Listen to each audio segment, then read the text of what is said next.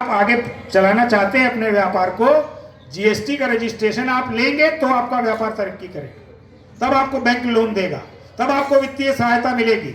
उसी तरह आपके पास व्यापार मंडल का भी रजिस्ट्रेशन होना चाहिए कि हाँ, हम एक पंजीकृत संस्था से जुड़े हुए हैं, उसके सदस्य हैं। व्यापारी एकता जिंदाबाद, जिंदाबाद, जिंदाबाद। अखिल भारतीय उद्योग व्यापार मंडल जिंदाबाद। इसको संदीप बंसल जिंदाबाद। इसको एक नियम कानून मान लीजिए कि अब आपके लिए ये उतनी ही अनिवार्यता है संगठन से जुड़ना जितनी जीएसटी का रजिस्ट्रेशन लेने की। जिस दिन आप संगठन से जुड़ करके सदस्य बन के अपनी दुकान पर एक सर्टिफिकेट अखिल भारतीय उद्योग व्यापार मंडल का लगा लेते हैं, यकीन मानिए एक सामान्य व्यापारी से आप विशिष्ट व्यापारी बन जाते हैं। और अगर आप पदाधिकारी हैं तो आप विशिष्ट व्यापारी से एक अधिकारी बन जाते हैं। वो अधिकारी जो सरकारी महकमे के लोगों को तनख्वाह देने का काम कर रहा है।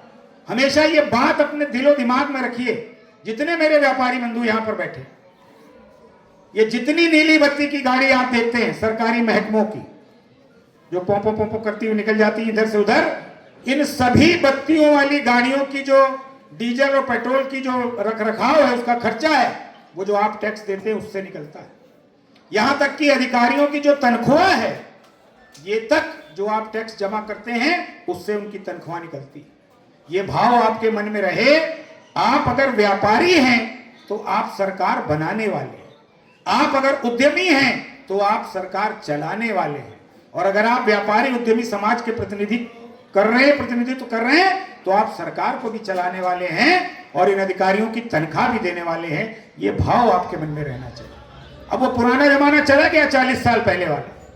आज से 40 साल पहले मुझे ध्यान आता है, 35 साल पहले जब मैं बहुत छोटा बच्चा था, जब शुरू में व्यापार मंडल में जुड़ा, तो ऐसा ही माहौल था कि किसी एक अमीन के आ जाने से व्यापारी अपनी दुकान छोड़ करके बंद करके चला जाता था। सादतगंज में भी होता था, मैंने अपनी आंखों से देखा।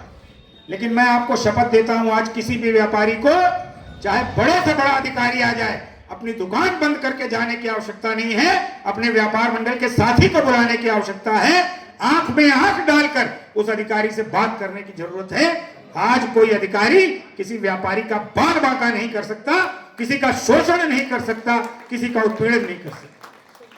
सरकार आपकी, पूज्य योगी आदित्यनाथ जी सरकार के मुखिया हैं, खुद उन्होंने व्यापारियों के सम्मान में व्यापारी कल्याण दिवस 29 जून को घोषित किया। अभी पिछले वर्ष 29 जून 2025 को पूरे उत्तर प्रदेश में सब जनपदों में व्यापारियों को बुला करके सम्मानित किया गया।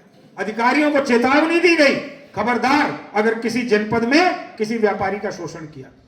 वो प्रक्रिया आगे चल रही है, इस बार भी होगा।